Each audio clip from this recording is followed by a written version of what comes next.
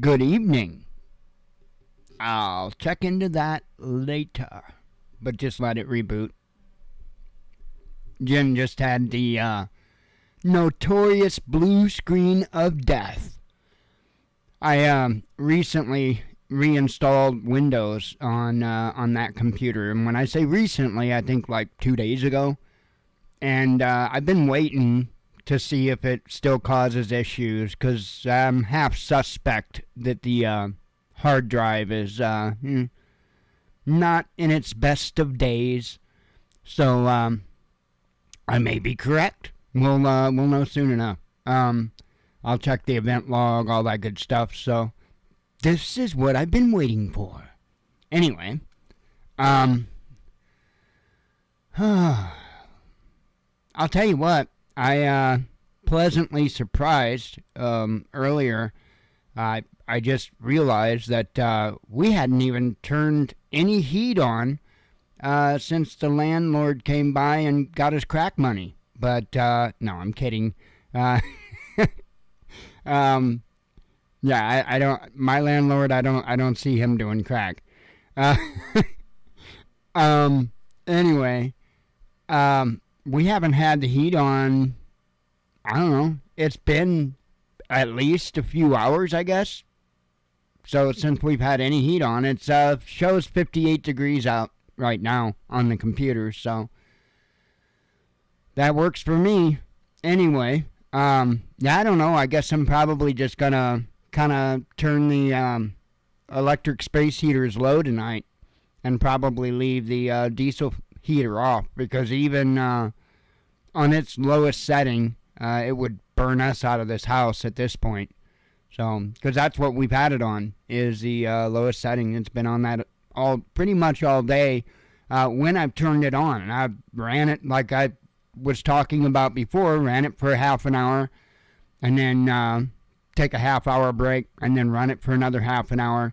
And doing that on as low as it'll go, 1.6, and it was warm. It was warm. So a little too warm, to be honest. So that's why I didn't turn it back on, and it hadn't been on since. And the electric heaters are actually turned down right now to where I'm going to leave them, roughly about 70 degrees. And so I'll just let those take care of it. But yeah, there's been nothing as far as heat, and it's still been nice in here. So that's awesome. Any that I can save, man. I don't know. I'm just that way. Let's see. Oh, before we get started, today's video that I did, The Art of War 2nd Edition, was actually, well, it was a setup video for tomorrow's video. And I noticed it didn't get a whole lot of play, and I figured it wasn't going to. And beyond a setup video, it was also a bit of an experiment video, and I already knew what the results were going to be, and that was that it was going to have very little viewing. And well, I don't know. I honestly, when I say this, I have no idea, and I'm not playing any experiments, but I have no idea on how tomorrow's is gonna fare. But well, for the folks that didn't watch the video because it made them feel uncomfortable, well, tomorrow's probably gonna be stepping off the cliff of uncomfortable. So it's important to get down to the bottom, get down to the root of what makes people tick. Why is that important? Because when the S truly does HTF, that is the people you're going to be dealing with. That person that you've known all your life may not be the person that you find in a serious crisis. And That's why this stuff is important. And it's just one of those things to where even it warns us in the good book that we have to be very careful. We have to come out of her, my people. And the reason why, and you have to be all the way out. And the reason why is going to be discussed on tomorrow's video. So, stay tuned.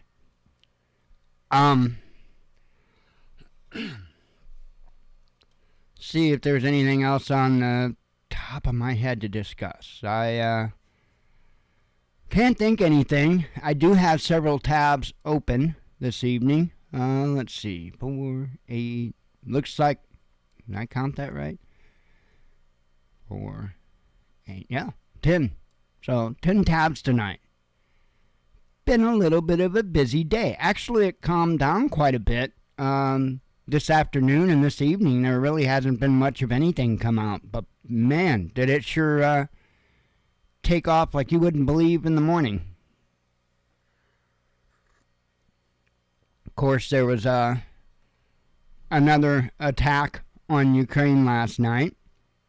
Some 120 missiles, apparently, from Russia. So more infrastructure targeted. You know, I'm not going to call the guy out by name because, well, he might not appreciate it, but there's somebody that I'm friends with on Facebook, and he always gives little summaries of the news and stuff, and they're very insightful and generally pretty accurate. And, I guess a couple days or so ago, he discussed a little bit the power substations in the United States, and that he suspects that it could very likely be Russian Spetsnaz. And I'm not going to say he's wrong. I can't say he's wrong. In fact, I kind of suspect the same thing. None of these people have been caught. So that means they're doing it in such a manner good enough to be able to get away. Not leave evidence enough to be able to identify them. And that's big. When you got just people out vandalizing and trying to cause a ruckus, there's a lot of I's they don't dot and T's they don't cross in many cases, and that's how they get caught. Well, it's awful interesting that these particular incidents, while not on a super high level of professional, whatever you want to call it, they're still getting away with doing it. They're still not getting caught. And, in my opinion, if you wanted to confuse, if you wanted to disrupt, you're going to do what you can not to let yourself be known as a professional. That would be stupid. It would be very stupid to go in there and just show that you could have hit that from a half a mile away. And anybody smart would take a much more simple, much more basic approach. However, they would do so covering their own tracks, if you will. And so I think we're probably going to see more issues with that as time goes. Of course, we got one big holiday just right around the corner that I don't know. I feel a little bit more on edge around New Year's Eve, I think, than any other holiday except for maybe the 4th of July. I would say to be very mindful this New Year's Eve. I know we won't be going out and doing anything. I believe we're going to have company over New Year's Eve, like the evening and stuff. I don't really know what the plans are. I don't know that they include staying up until midnight or whatever. It doesn't matter to me, but we're going to be here. So I would say if you're going to be out and about, just keep that head on a swivel. And if you can do so legally, please take protection, both in the form of a concealed or non-concealed firearm, or yes, even a condom. Just make sure you protect yourself this New Year's Eve. It might silence it a little bit. You put the condom over the end of the 9mm, and I don't know, it might silence it a little bit. But at least the projectile will not catch a sexually transmitted disease because it went through a condom. See? Don't question the science. I'll call Fauci. Anyway.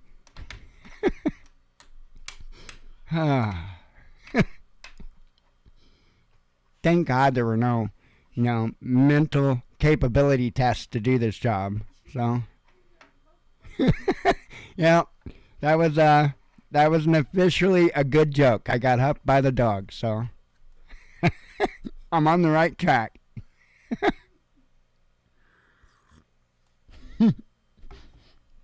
Oh man. Anyway. Just like I say, be mindful, be careful, because I won't be seeing you until afterwards. So, man, heads on a swivel. I'm very uneasy about New Year's. That, like I say, there are two holidays and I'm especially uneasy. And number 2 on the list is New Year's Eve. Number 1 on the list is 4th of July. So, just because I could see that as being an opportune time. Then again, so it's New Year's Eve. In fact, I would say New Year's Eve is probably, in all honesty, a more opportune time than July 4th.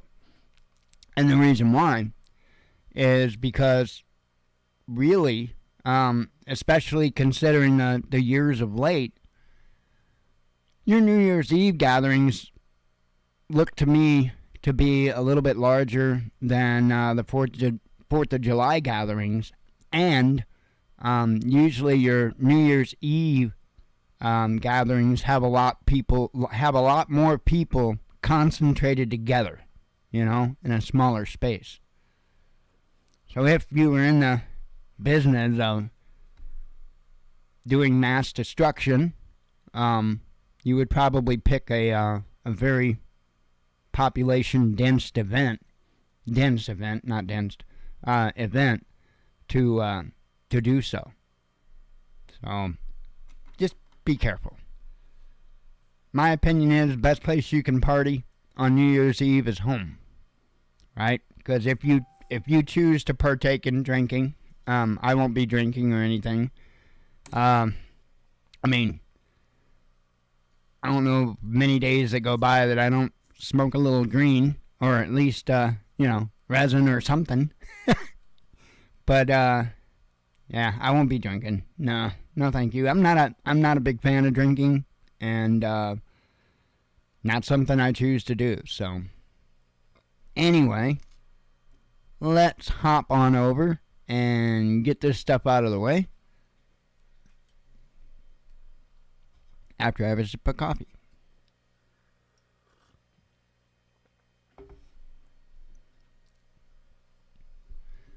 Okay.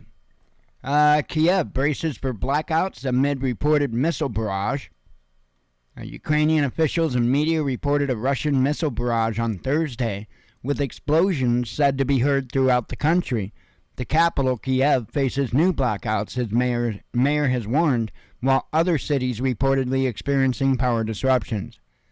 An air alert was issued early in the morning across all of Ukraine. Blast sounds, which some officials attributed to Ukrainian air defenses engaging Russian missiles, were reported in several large cities, including Kiev, Odessa, Kharkov, and Dnipropetrovsk. Yeah, there's no way. It would take me a year of some serious college study just to be able to pronounce that one. The mayor of the city Kharkov, Igor Terekov, reported that some of the missiles had hit targets in his city without identifying them.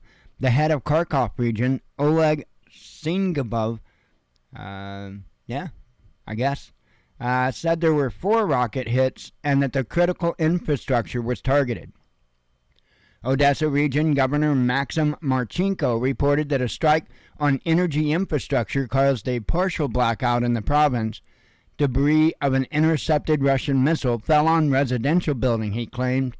Vitaly Klitschko, the mayor of Ukrainian capital, warned residents about possible power cuts and urged them to stockpile water and charge their devices. Lviv Mayor Andrei Sadavoy reported that 90% of his city was without power, forcing the suspension of trams and trolleys. The Russian military did not immediately confirm firing a barrage of missiles on Thursday. Mikhail Podolyak, an advisor to Ukrainian President Vladimir Zelensky, claimed in a tweet that Moscow had fired over 120 missiles. Ukraine has been experiencing power... Well, that just goes into the history. I'm not going to go all the way into the history. You already know that stuff. So,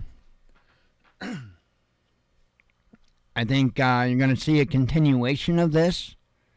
I'm not saying necessarily tonight there's going to be another barrage, but, this is always a tit-for-tat thing, And I believe it's in the news that they hit Russia again. Ukraine hit Russia again. I believe that's going to be one of the headlines. I don't think I have that headline up, but because I don't think it was a significant attack. However, we'll see. There could be some more rain tonight, so we'll see.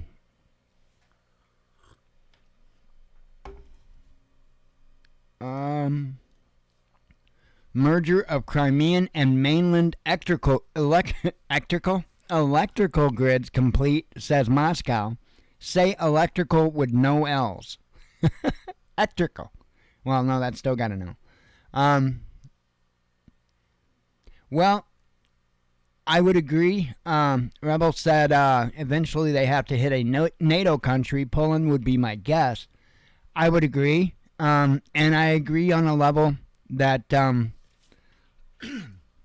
it would be like an intended strike. Not necessarily like what's happened now twice, because last night, apparently an S-300 landed in Belarus. So, and as we know, one of the Ukrainian air defense missiles has already landed in Poland. So I think they were going to try to claim that was Russia, but that didn't work out too well for them. So of course, this nonsense. Hang on, let me get this out. I was waiting for RT to report this. I'll throw this up next. Oops. Since it has to do with it all. Anywho, to go on with this, Russia has successfully linked the power grid of the Crimean Peninsula to that of the nation's mainland. Deputy Energy Minister Evgeny Grabchak said on Thursday. He added that efforts to construct new energy infrastructure would also be beneficial for Russia's new territories. Speaking at a video conference dedicated to the startup of the 3 energy substations in Crimea, he noted that Russia's federal budget was heavily investing in the development of the peninsula's electrical grid.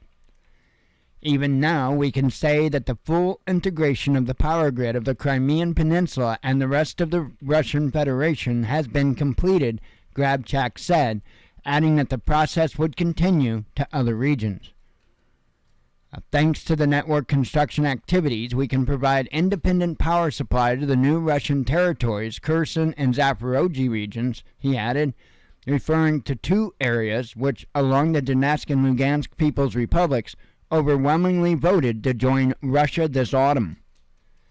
The minister hailed the ongoing energy program as having a systemic importance, while noting that the authorities still have a lot to accomplish. Future activities should allow them to bring the power grid of the Crimean Peninsula to a higher quality level in terms of reliability and security. Let's see, and here's the thing. I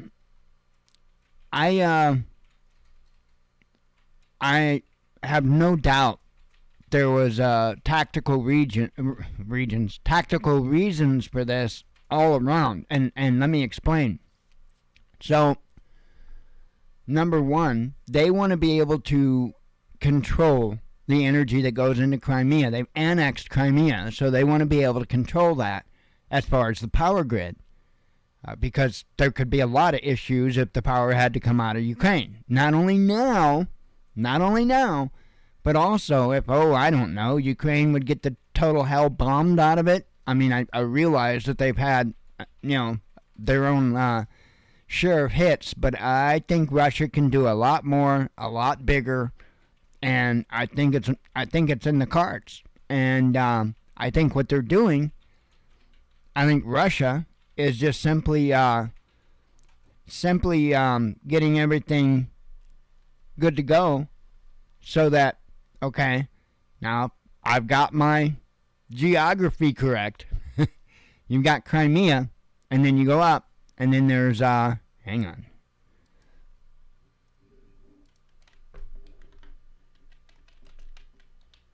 Let me pull up a map of Ukraine here.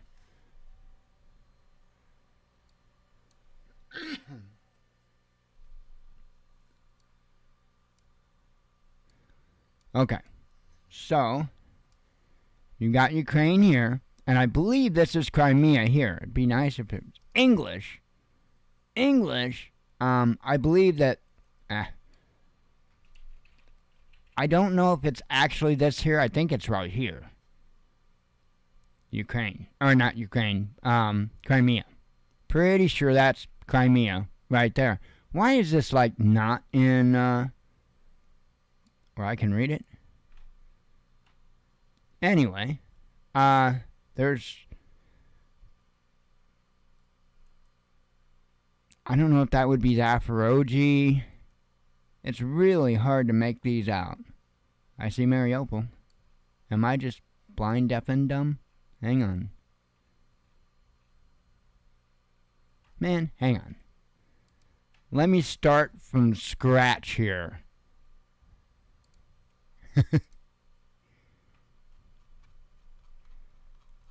Doo-doo-doo. Come on. Get over there. Yeah, there we go. Did it switch again? I know,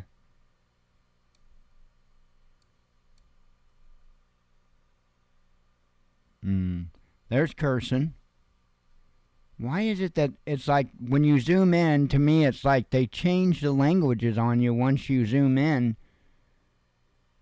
And they don't have it like here, well, here it says Mykolaiv, or however you would say that. Here's Odessa, Kherson, right? They change when you zoom in, but I think this is Crimea right here. I don't think it's right here. I could be wrong. However, I do know, even though I can't really, well, there's Kherson here, okay? But up in here is where you're going to find Lugansk and Donetsk, even if I can't pronounce them. But they're going to be up there, right? So you've got Crimea, and then north of Crimea, you're going to have other regions that, whatever you want to call it, it's been annexed or whatever their term is for it.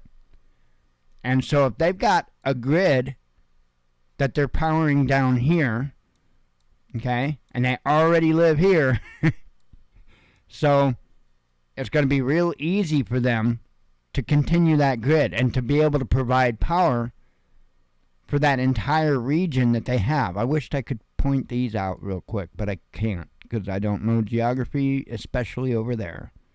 But they're down there somewhere, Lugansk and Donetsk. And I know I'm saying them wrong, but deal with it.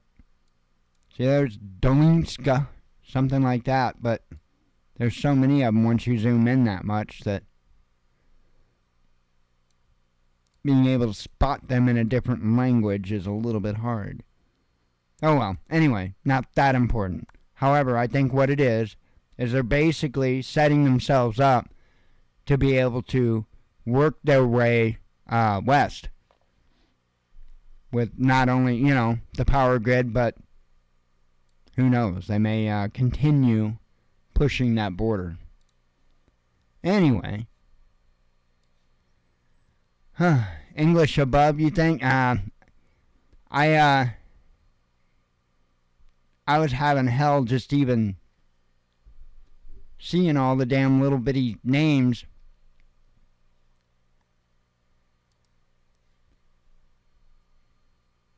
Right, yeah, it is. It's a massive country. There's a lot of area there. There's a lot of different towns, cities, and stuff like that.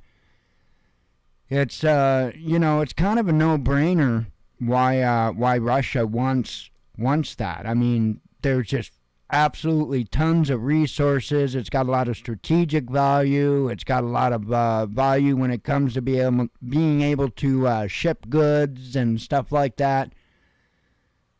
I get it, I get it. It's my belief that if these people are actually voting and this is what's happening and that it's an honest vote, I say let them go with Russia. I am not seeing anything about the Ukrainian government that I even remotely like. So I'm not saying Russia's great. However, you got stuff like this. Russia bans forced biometrics collection. We're going to get to that. You get stuff like that all the time. And it's like, There's some other particular bans that Russia has that, I don't know. I still don't necessarily trust that they're not all in on it, on the same thing, on the same agenda. But if they're not, then I would say Russia's trying to at least uphold a certain standard of morals. So, let's see. Ukrainian mayor leaked military deployment data, says security service. Well, that was real brilliant of them. Ukraine Security Service, the SBU, arrested Alexander Mamai, I think, on Thursday, saying the mayor of Poltava had revealed information about military deployments. The opposition politician now faces up to 12 years behind bars. Now, full stop. This is an opposition politician. I have watched Zelensky use whatever manner and method that he can to put a stop to his opposition. I just wanted to add that. I don't know if that's the case here. I'm not saying that's the case here, but I'm not saying it's not either. SBU agents surrounded Mamai after an event and took him to his office, local media reported. The security service posted photos of the arrest on their Telegram channel with the faces of people involved blurred to satisfy privacy requirements. Mamai was informed that he was under suspicion of unauthorized dissemination of information about the deployment of units of the armed forces of Ukraine committed under martial law. According to the SBU, the information he revealed had not been made publicly available by the General Staff, the Defense Ministry, or the other authorized state bodies, according to the agency. The sensitive disclosure appears to be in Mamai's December 15 statement when he announced the formation of a new military unit in Poltava and mentioned the address of its headquarters, the local outlet Zemest reported. Mamai entered local politics in 2006, became mayor in 2010, blamed the SBU and then President Peter Poroshenko for his ouster in 2018 and joined the opposition platform. For LifeBlock, run by Viktor Medvedchuk, Just before winning the 2020 election, Mamai switched allegiances to For the Future, a parliamentary group backed by oligarch Igor Kolomoisky, originally a patron of President Vladimir Zelensky. So if you called all that good, because I didn't get much of any of it. So anyway,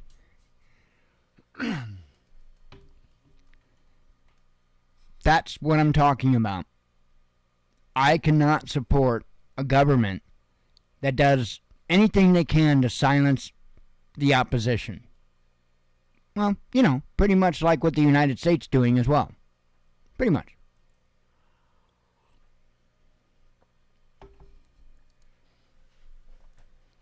Washington unveils major arms deal with Taiwan. That's gonna piss off the Chinese.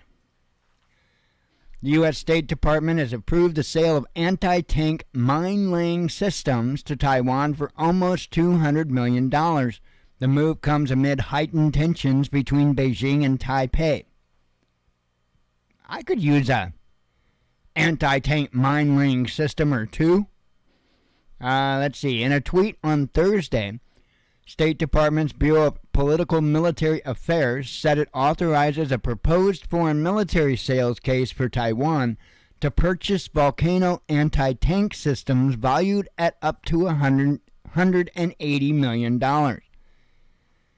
While the agreement is supposed to go through the procedure of notifying Congress, in practice, these notifications are not usually made unless lawmakers are already given the executive branch of an informal go-ahead. Taiwan's Ministry of National Defense confirmed the deal, adding that it expects to enter it into force in 1 month. The ministry noted that the U.S. agreed to sell items with high maneuverability and rapid mine-laying efficiency, enabling the island's military to quickly respond to enemy threats and improving its asymmetric combat capabilities. It also thanked the U.S. for the approval, adding that frequent military operations around Taiwan conducted by China have posed a serious military threat to our country. So, we also see China working together with other nations a little bit more than in the past. And I think you're going to see this continue. I think Russia and China and I think many other countries are getting ready, because I'll tell you what, I don't think we're going to have a whole lot of countries on our side. When it comes time to go to blows, I don't think we're going to have many people on our side.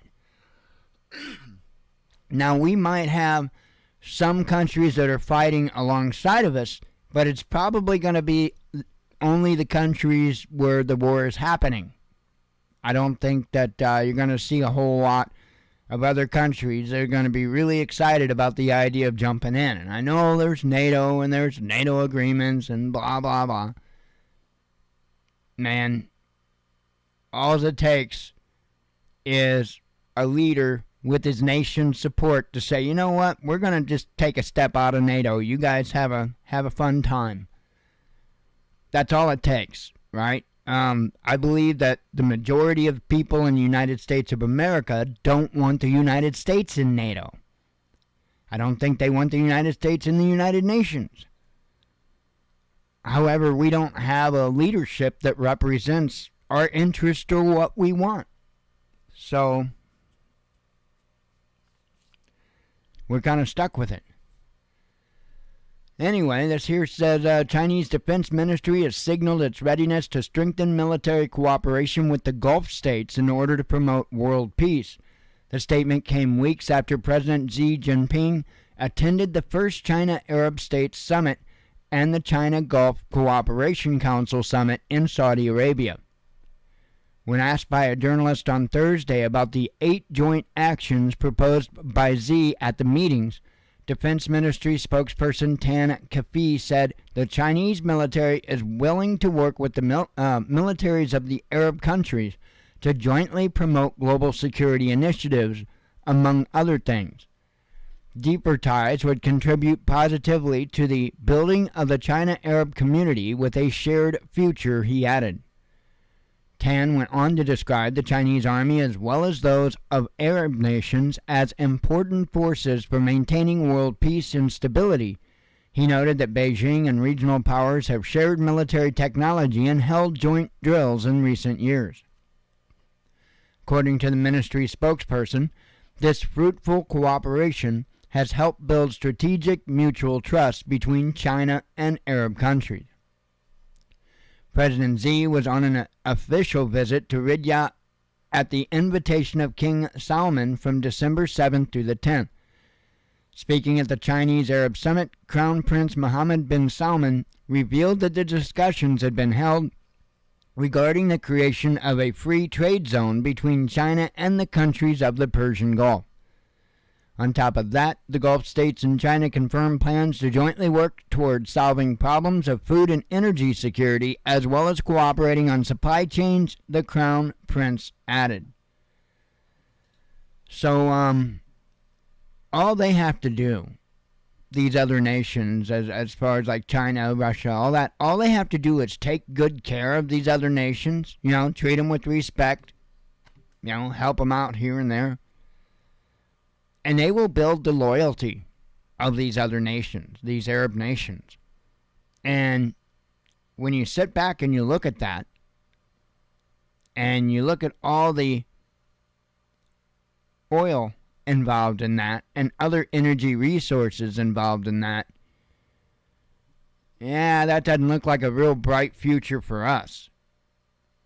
Because, well, if we were left to our own devices, meaning if we didn't get oil from anyone else or gas or anything like, well, I don't know that we get gas from anyone else, but we do get oil from others, then how expensive would it be if the only energy, I'll just say energy, whichever way that would be, whether it be diesel, fuel, oil, gasoline, what have you, natural gas, if the only energy that was available to us was from us and refined by us, I would say that it would be sold at a premium much, much, much higher than what we see today. And I could be wrong on that. I'm not a gas and oil expert. I don't even play one on YouTube. But the only reason why energy is where it's at is because of all the competition. If it wasn't for that competition, it'd be a lot more expensive. If it was up to them, believe me, if it was up to them, it would be a lot more expensive. They don't care. These oil companies don't care. They really don't. Because for everybody that just won't be able to do things because they couldn't afford it, you're going to have 10 others that don't have a choice, that have to pay the price. It is what it is. The people that wouldn't be able to afford it probably aren't going to be big spenders regardless. So, I mean, in a business sense, they're not really losing a whole lot. And that's what they care about. They just care about bottom line. That's all that matters. So, I have a feeling that's going to be our future. Israel may attack Iran, says defense minister. Israel could launch a military offensive targeting Iran's nuclear sites within a 2 to 3 year time frame, Defense Minister Benny Gantz told a class of graduating Israeli Air Force cadets on Wednesday, boasting that the country had significantly increased its preparedness in recent years and is preparing for the possibility of an attack on Iran. I'm telling you what, I don't think it's real wise for these countries to be saying these kinds of things. I don't think it's wise for them to be saying this. I don't think it's wise for members of our government to be talking about decapitating, Russia, essentially. I just don't think it's a very bright thing to do.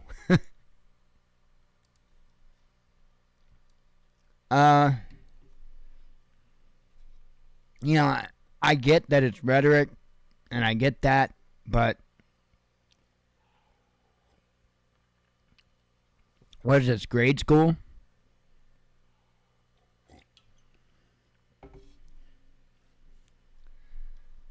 EU should test all Chinese arrivals for COVID-19, says Italy. Well, but that's racist. Italian Prime Minister Giorgia Meloni has urged the EU to impose a bloc-wide coronavirus test requirement on all air passengers arriving from China. Racist. After Beijing announced it would greatly ease restrictions on international travel, although grappling with a surge in infections, the Asian nation loosened its strict containment measures earlier this month.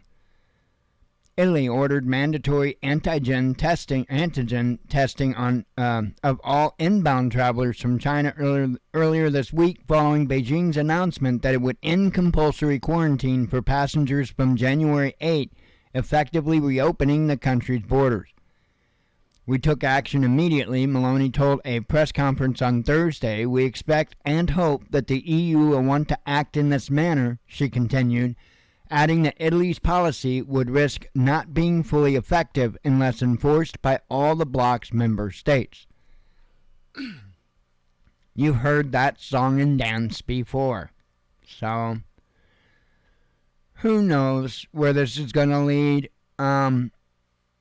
It is something we should really be concerned with. I can't answer those questions. I'm not qualified to answer those questions, but I can tell you this. By repeating the failed attempts at mitigating it that we've already done, I don't see they're going to succeed at pulling off another round of what they've already done. I don't see that working out very well for them, but we'll see. We'll see. Landlord was saying that he's starting to see a few more masks around town here. He did mention that earlier when he was here. So, but where we live, it's pretty conservative and, well, a little more common sense than maybe in the big cities. I don't know. As I mentioned before, Russia bans forced biometrics collection. Where are we on that? Russian President Vladimir Putin has signed into law a bill that regulates the collection and use of biometric data of the country's citizens. The legislation approved by Putin on Thursday introduces a new state-operated unified biometric system. Oh, I see where this is going. Set to be created next year. The UBS will handle all biometric face images and voice samples. However, the law prohibits forcibly collecting such data. Russians seeking to maintain the privacy of their biometric data will be able to opt out of having it collected. They will also, and they will also be able to easily have it deleted from the system should they change their minds if it has already been gathered. The legislation also outlaws any discrimination against those who decide not to provide such information, stating that a refusal cannot be used as grounds for denying an individual state-provided services or employment. Or life, get in the ditch. Effectively, the law makes the state the sole operator of the biometric data in the country. Previously, any legal entity was able to collect. So basically what they're doing is centralizing it, right? They're not outlawing it. They're not getting rid of it. Oh, no. They're building their database is exactly what they're doing. So, I thought this was actually a positive thing. I didn't read the article earlier. They're making it sound like a positive thing. U.S. Health Agency grills teachers over LGBTQ inclusivity. The U.S. Centers for Disease Control and Prevention. Why in the hell does the CDC have any say in this? has come out with a new tool to help school teachers indicate how LGBTQ inclusive their classrooms are. The agency has encouraged educators to commit to change if an inclusivity level isn't as high as needed. As high on the social credit score system. The CDC's Division of Adolescent and School Health, right? This is disgusting to me. To be able to say these words, the CDC's Division of Adolescent and School Health, and in the same topic, talk about LGBTQ inclusivity. Yeah, say that 10 times. This is insane. This is insane. I don't get it. I truly, I don't get why the American people have not stood up and squashed this stuff like a bug. I don't get it. I don't get it. Being complacent and showing them, proving to them that you're not willing to do anything except maybe go vote every couple of years and bitch and moan. They're just going to do whatever they want to do. We're going to be talking about that tomorrow on tomorrow's The Art of War 2nd edition video. Going to be talking about that.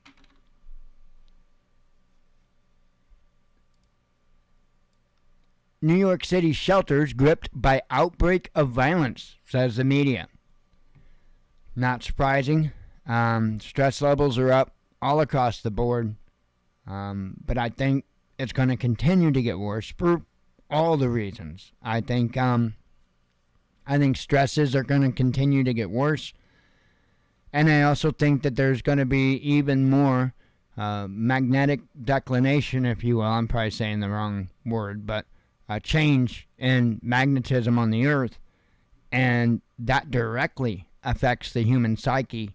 And so I think the continuation of the pole shifting, essentially causing the magnetic anomalies, if you will, is going to continue to flip some people out. So, and again, the added stresses, because I don't see that easing up either. I don't see the cost of food coming down, the cost of fuel coming down. I think we're in for some pretty ugly times. So, this here report says New York City's homeless shelters have deteriorated into such lawless death traps that they make prison look appealing, according to a New York Post report on violence in the shelter system published on Wednesday. Using the state's Freedom of Information law, the Post found no less than 273 critical incidents were recorded over the course of a single week earlier this year. Single week. Including nearly 24 violent events. The only good thing about this place is the hospital's next door, so if I get a knife in the back, I can just walk to the ER, shelter resident Kenneth Foster told the Post, describing how a fellow resident had whipped out a knife as a warning to not F with him. Bellevue's men's shelter inhabitant, Dominic, argued that city shelters are scarier than prison. I did 5 years in Sing Sing and felt safer than I do here, he told the Post. I feel safer on the subways. The 424 pages of records the outlet examined detailed a pattern of shocking assaults. A man staying at a shelter inside a Holiday Inn Express in Queens was brutalized in his sleep, a mode of attack which is reportedly common. 2 residents of a Far Rockaway shelter were arrested after coming to blows over alleged soiling in the communal bathroom. Staff walked in on a woman and her son being beaten at a shelter in the Bronx, scaring off their attacker before he could do permanent damage. Vincent, a former shelter resident who returned to the streets after he too was attacked by his roommate while sleeping, told the Post that he left because nothing was done about the assault, blaming understaffing and insufficient security. That same week, a migrant mother from Colombia was found by one of her children hanging by an electrical cord at their shelter in Queens. The city government has struggled to house illegal immigrants in already overcrowded homeless shelters. While the city's Department of Social Services attempted to dismiss the report over simplistic and misleading assumptions about the shelter system, even the mayor's office has acknowledged an increase in fights and disputes as well as drug-related incidents this year compared with 2021. Fights, sex offenses, drug overdoses, and deaths in city shelters have been surging for years according to data obtained by NY1, with the number of shelter resident deaths increasing by 58% between 2019 and 2021. So, absolute craziness. Oh, I never did do this article, did I? No. Well, you already know about it. I'm not going to go into it, but, yeah, dipshit signed the bill, so. Good enough. You understand, right? Dipshit, or Mr. Shit His Pants, something, I don't know. He signed the $1.7 trillion spending bill. But, you better not make over $600 on your Cash App, or they're coming after you. Bastards. That's been extended for a year, by the way, so people know.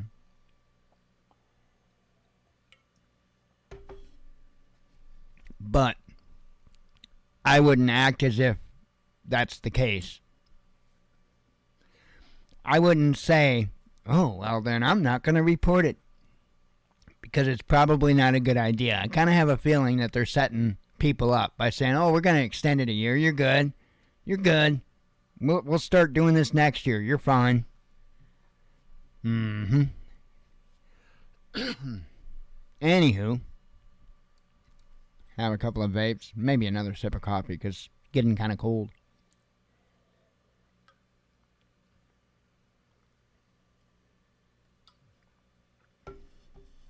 Coffee is. It's still not in here. These heaters haven't even kicked on yet. It's crazy. What's it say the temp is? Now it changed to say rain tonight. Hang on. 59. 59 degrees. Ha ha ha ha. I know. Those two things don't go together.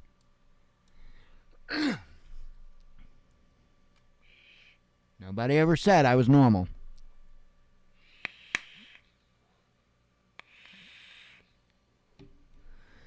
All right. China fumes after Japanese visit to Taiwan. Let's see. Russia and China complete joint drills. Russia boosts gas supplies to China. Germans have grim expectations about economy, says a study. People jump to their deaths trying to escape massive resort fire. I think that was in Cambodia. Lavrov blasts Zelensky's illusions. A U.S. oil major sues EU over windfall tax.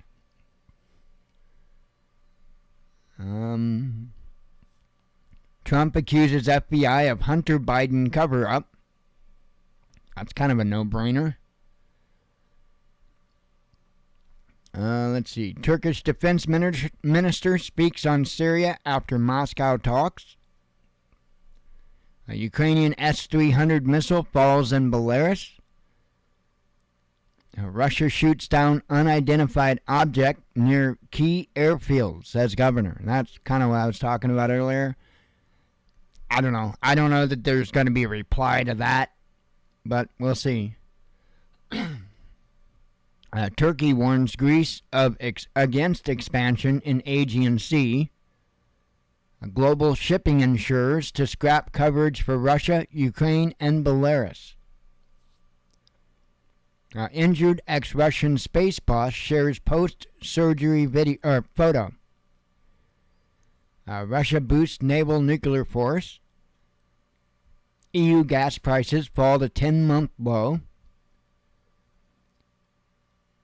Let's see. Polish PM calls for spending EU pandemic funds on military.